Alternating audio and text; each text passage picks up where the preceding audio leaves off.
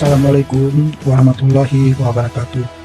Mohon izin melaporkan Jenderal, kami dari Polres Aceh Timur mengucapkan terima kasih yang sebesar-besarnya.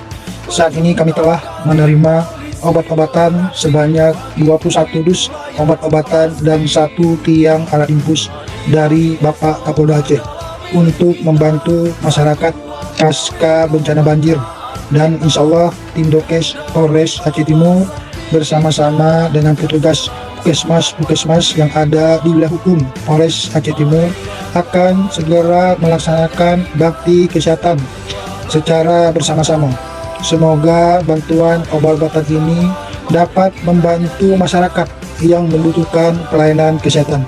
Demikian yang dapat kami laporkan, Jenderal. Wassalamualaikum warahmatullahi wabarakatuh. Salam presisi.